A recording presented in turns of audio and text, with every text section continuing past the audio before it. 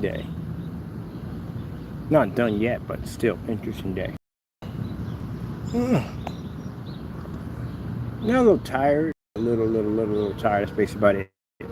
First things first, I'm Kenneth Bird, and this is the daily walk and talk. So basically, this is just some of the things I do when I'm actually away from the shop or the home front, and I'm just running errands, taking care of business, and going to some of my favorite places I like to go at, and and just chill.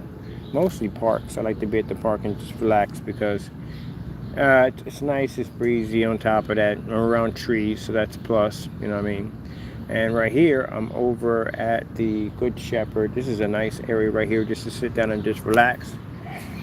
I had some of the pollens already kicking in already because I went through my whole sneeze and fit this morning when I had cut the grass in front of in the back of the shop. Man, I put on one of those 3M masks because I had no idea what was back there waiting for me, but there was a lot of interesting plants back there waiting for me. Got it all cut down some good. I'm going to seed that whole area back there. But anyway, we're back. We're back over here now. We walked down here. I was going to do it and do the walk and basically record it, but I had much time on my battery left. And again, it's hotter than it was yesterday, so I've really had to get my breathing under control in order to do the walk down here. And again, it's just it's trial. It's not trial. It's so much error. It's more trial for me because I'm still testing my lungs out to see exactly what I can do and what I can't do. And so far, everything has been can. You know what I mean? Lord bless me for my breathing to it's better than it ever has been. The real test was the summertime because, you know, people have really difficult times breathing in the summer. So I had no problem doing the godforsaken hill, which we had going up, and had to come back down the other end. Now we're up here relaxing in the shade, and I met somebody new, another walker. Got more people coming out walking. I guess they see me walking back and forth all the time.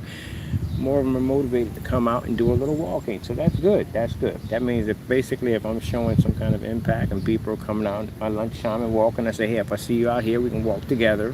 You know, that'd be fantastic. Hopefully we get a whole group out here. We all walk out here together, which would be nice. Everybody can walk together, you know. It ain't about who walks longer, who walks farther. It ain't about that. It's about just coming out and getting the exercise, which, you know, is good for you. You know, you don't got to walk 10 blocks. You don't got to walk 20 blocks. As long as you just go out and just walk what you can and then go back in. It's good exercise. It's free. There's no gym membership involved. No one there to judge you. Just walking. That's all you're doing. Great way to stay in shape and keep your lungs nice and healthy. Also to help you lose weight too on top of that. So it's a great way to do it. Nothing bad can come of it. For me, basically, I use it to strengthen my lungs. That's what I get out of it. And build my lungs up to make them stronger. But I think I'm going to definitely pass that test. I got a physical coming up pretty soon, and I guess they're expecting for me to come like, Mr. Bird, we didn't hear from you for like 4 years. Yeah, it's been 4 years. We didn't hear from you in 4 years. We're pretty much guessing that you're probably going to have to be back on this and be back on that. Nope, we're not doing the inhalers no more. We're not doing the Semicor. We're not doing the prednisone. We ain't doing any of that anymore. We're done with it. As a matter of fact, got some questions. Got a few questions. I'm trying to see whether or not if I'm still within my statute of limitations because somebody might have misdiagnosed me with something completely different. Because the lung disease I'm supposed to have is supposed to basically deteriorate the body. It affects the lungs, it affects the liver, it affects the brain, it affects your eyesight, it affects a lot of stuff. I haven't had any of them symptoms at all. None of them at all, period. And I'm supposed to end up by now, I should be on an oxygen tank. I should be in really bad shape right now, and I'm not. Now, we know God played a big role in that. But still, it just seemed off that the symptoms they kept giving me, I just didn't have those. I didn't feel like I had them symptoms at all. I had the equivalent like somebody would go through basic lung poisoning, pretty much through mold. You know, that's what was pretty much what it felt like.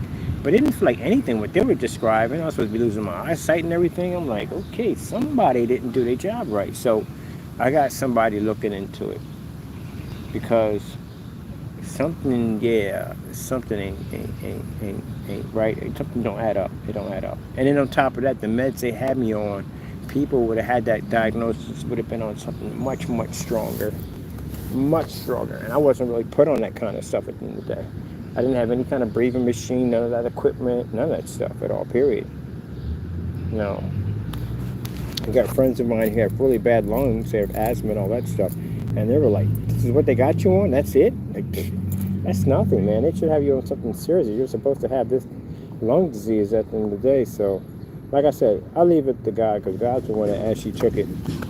Whatever it was, but it wasn't what they diagnosed for me to have. And that's why we're going to have a nice little talk with this doctor when I go see him, because I want to know what the freak you guys thought I had at the end of the day, because you were definitely off the mark. And it's funny because I went to 6 different doctors and asked questions about this disease I was supposed to have.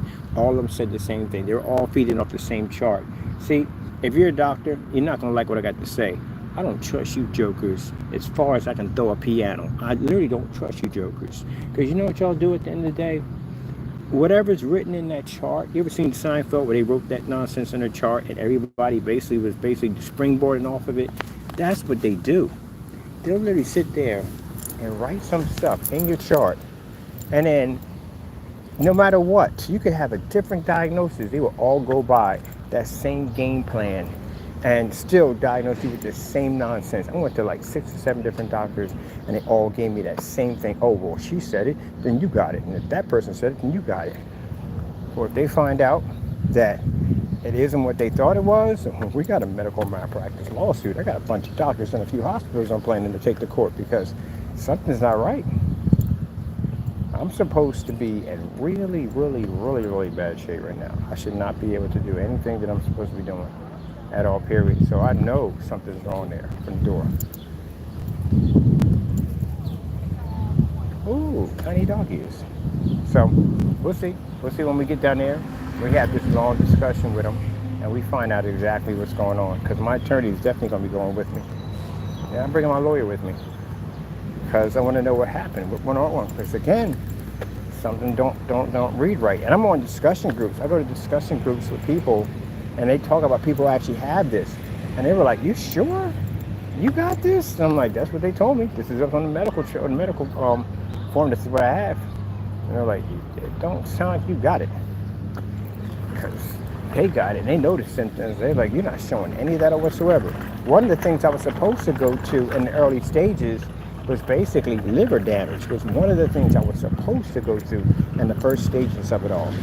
Never had any problem with my liver or kidneys. Nothing at all, period. Every day they wanted to check me, everything was good.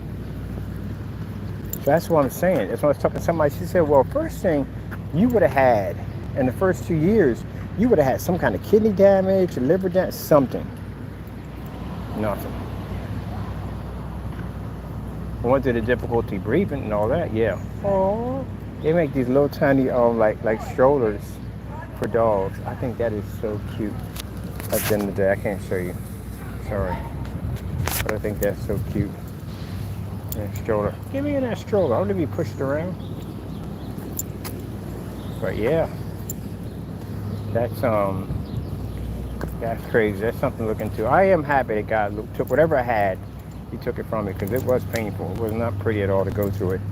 But I'm glad he took that away. But what they diagnosed me with, I don't think I had it. Oh, man. Rehabilitation. I've been through all this before. Hey, don't Chief. I've been through this before. I've been through rehabilitation for a car accident because I got screws in my kneecap. I had to go through that. I've been through a lot of stuff, man. Think about it. Got set on fire. Been electrocuted. Food poisoning multiple times. Got hit by a car twice. Let's see. I broke my ribs. I broke my neck. I broke my arm. I broke my leg. I broke my ribs falling out of a tree. Oh, and I dislocated my shoulder with a shotgun. That's when I was young. That's when I was real young. Almost killed my brother by accident, to tell you the truth. Literally, almost. This is why you got to put your guns up at the end of the day, because somebody can kill somebody with them things. My uncle, who fought in World War II, lived over in the rough areas of Camden, New Jersey. He didn't want to live in a nice neighborhood. He wanted to live in the roughest neighborhood you could possibly think of. Was Camden. Right when you come across the bridge, bam! bam, right across. The first cut turn right into the heart of Canada. That's where he wanted to live at. He's a war veteran. He liked that kind of stuff at the end of the day. It was a challenge for him. But anyway, he had a sawed-off shotgun behind the back of his bed.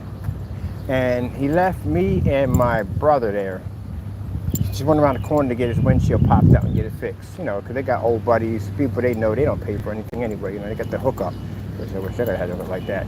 So his buddies were over there popping out the windshield, hooking up his car, and we were at his place. So he has these like Dillinger raincoats with the hats and everything. We're running around the house acting like, you know, we're hitmen that's around the house acting stupid. And my brother goes to jump on the bed, and the bed pushes back. And what do we see? Shotgun. Sawed off. I didn't even check it because I didn't even know how to open it up. All I knew how to do was just squeeze the trigger. So I put an apple on my brother's head. We went in the backyard, and I got this gun I barely can hold, and trying to shoot the apple off his head. But yeah, I could have killed him. And when the gun went off, all I know is basically I started screaming and I blacked out. And apparently I dislocated my shoulder. So you know, you can't tell it's the family about this because they're gonna lose it. So anyway, little family secret. He passed off this earth a long time ago, and that's something I take to my grave. Nobody knows about it. You know, when people say they take something to their grave, you're literally supposed to take it to your grave at all. You don't go post it all over social media, but that's a long time ago. Everybody involved in that, pretty much, you know, my mother don't remember anything anymore, and he passed away, so that's it right there. But anyway, yeah, I never forget that. I put a big wad of leather in my mouth, keep me down from biting my tongue off, and stack books in my hand and just push it off and just knocked out. I don't remember anything of it. I don't remember doing that crap, and I broke my ribs. Actually, I broke my ribs twice. I broke my ribs going down on a downhill mountain biking, and I caught a branch across my chest. That crap hurt like a mother jumper, and I fell out of a tree one time and broke my ribs. So I did that twice. Sheesh, because I didn't learn the first time. And I bust my lip twice. Literally. That was when I was playing hockey. I got hit by a bike on that one. I literally didn't get hit by a hockey stick, which would have been much more glorious. No, I got hit by a bike. So, first time in the same place too. Same amount of stitches too when I really think about it. Gee whiz, that's crazy. So anyway, we had a big glass window, and we had a wooden coffee table that had the leaves that would fold down on the end. And there's a girl across from us. I had a big crush on her, and sometimes she'd be sitting out near her car, her mom's car, and the bay window would be facing her. And my pop was playing some James Brown. I decided to do some dancing on the table. And as I went to step over, I stepped on the leaf, and it gave away, and I came right down on top of my sister's big old head and busted my lip clean open from one end to the end. Blood just coming all down my shirt. Mom takes me in, I get stitches.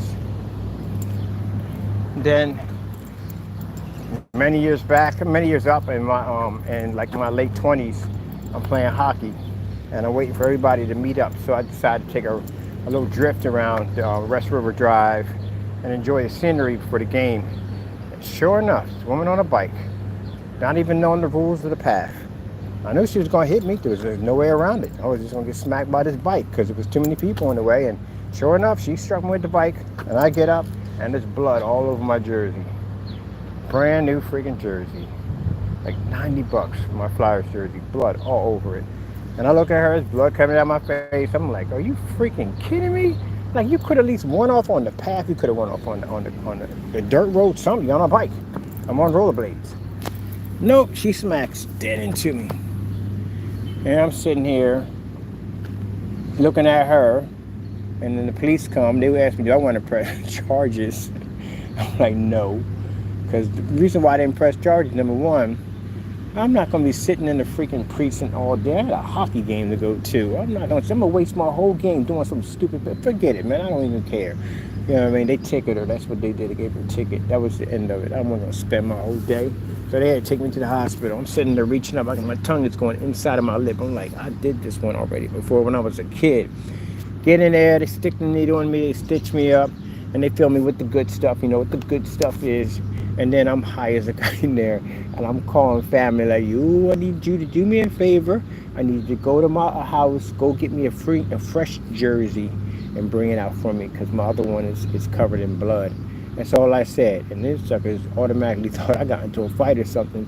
They coming up to the hospital ready to fight. I'm like, no, no, no, no, no. I got hit by a bike, bike. So I'm sitting up there and I'm changing. Mind you, I got the painkillers in me, so I'm high as a kite. And I'm changing my jersey, and my sister's like, "You want me to wash this?" And that's covered in blood. Just throw it in the trash. We can't use this. I'll buy another one anyway. So we still had to skate. I still had to skate that day. But before we was going to play the game, they had the city skate, and I literally forgot it's on a Saturday. So we kind of pushed the game back because everybody wanted to do the city skate. It's so much fun when we were doing the city skate. So much freaking fun. And you meet so many cool people. You meet people from all over the world, different parts. It's just so cool. And I'm high as a freaking kite, mind you. And I'm coming up, my lips all swollen and everything. And my brother, "What happened to you?" I got in a fight. I'm not going to tell him I got hit by a bike. Come on now. He got me with the stick up in my mouth. And yeah, I got him across. I struck him in the back. So that's the only story I told. So, like, "You good to skate?" I said, "Dude, I'm freaking seeing 2 of everything. I am freaking lit right now." And it's funny because the stoners are the ones that hang in the back. They got the little fanny patches and the little tweezers where they smoke their joints in the back. They was like, "You lift it. You're high as a kite. You been smoking? I thought you don't smoke, Ken." I said, "I don't smoke." I said, "See my lip all busted, man? They shot me up today." And they, "Look, you can hang back here with us, you know." But my boys, which I'm glad, these are people, you know, you can trust. They had my back the entire time when I was out there skating, because anything could have happened. I could have darted in front of a car and got hit by a car. Anything could have happened. But they made sure they was watching me on either side when I was out there skating around, that I didn't get hurt. But it was fun. I'll tell you that much. I was high as a kite and saw 3 of everything, 3 and 4 of everything. By the time we got to the end, I do South Street, and yeah, I did bomb the South Street. I bombed the South Street high as a kite. As a matter of fact, I kind of skated better and had more accuracy when I was in that situation, which I don't get high anyway, but still, it was just crazy. I think it was the adrenaline rush of knowing at any given time that I could be killed in the process. It was that rush. It's like, I guess that's how it feels like when you get over your fear at the end of the day and it's nothing but all pure adrenaline. At that particular point, you have no fear of death. That's literally what happens. You have no fear of death because you've already embraced it already. You're already ready at any given time. That's when that adrenaline rush kicks in. And that same rush you get is when you try to find other things that give you the exact same rush or even higher. That's something about roller coasters. But anyway, yeah, I bomb it down there. We meet at Wawa's. Everybody's sitting around drinking. And I'm finally starting to come out of this stuff. They have people that are on board that are part of the City Skate organization. They were these kind of like oh my goodness, I can't believe we gave them that freaking name. Anyway, it's a jacked up name we gave them. They were just so freaking what's the word for it? Nice way of putting it. They were just so freaking strict with the whole thing. Like, we wanted to jump around, have fun, you know, do this and do that. But then as you get older, well, I was older then. I was still a jerk at 27 and carrying on and acting up. But anyway, as you think about it, it's a good thing they did keep it in line, because, you know, you got a bunch of skaters bombing the city, jumping and climbing all over stuff, you know. It's only a matter of time before the city basically puts in a rule to basically get rid of them. Get rid of us altogether. So that was going to happen. So they didn't. All right. So I'm going to sit back here, put my phone down. I think I'm going to cut down on these 2, to tell you the truth. I'm probably going to just do 1 a day. That's it. Because as things start to increase, and right now when I go back, I got orders to process. I literally cleared all my orders. I was done. And now I got more orders. I'm not complaining. I just got orders to go through. As a matter of fact, I should be going through my other phone, because I have conversations back and forth overseas on my WhatsApp account. And I'm setting up for orders for that.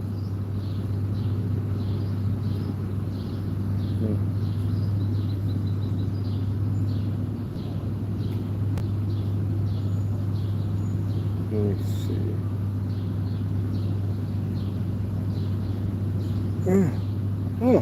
Yeah. You're gonna look at the pretty part. I'll put you in that direction.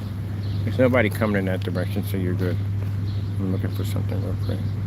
All right, I'm good. I found it. I'm going to be talking to you later on today about doing an installment, but you can check out what's going on over here and how pretty the grass looks in the trees. I gotta come out here with a blanket one day. They got this whole park side. I'm gonna go over there and get myself a whole nice little setup, little picnic basket, grab all my grub and everything. I'm gonna get a bag. No, cause Taco's on my back. I got Taco on my back. So I'm gonna bring Taco out. We're gonna sit up there and chill and get something to eat and just relax. Why not? I mean, look at all this. Not here. I'm not gonna do it here, but there's a nice little area where you can sit at and just chill and it's quiet. I'm gonna go right on out there, pack something, and bring Taco with me, and we're gonna sit up there and just chill and relax. I have been a long time since I had a chance to just lay down in the grass and just look up at the sky. Long time since I got a chance to do that. I've been so busy working like a dog at the end of the day that I have not got a chance. And I'm gonna do that. I'm gonna get a chance to sit outside, relax, and just stare. Oh, it's a little brook that goes past too. Oh, we're past that point, aren't we? Yeah, it's way back there. Yeah, I'm definitely gonna do that. I'm doing that next. And I just set my camera up and I just let it record. That's basically about it. Alright people, I'm gonna sit here, enjoy my time, and talk to some people, my friends and stuff, and had a great time talking with you guys. Gotta go.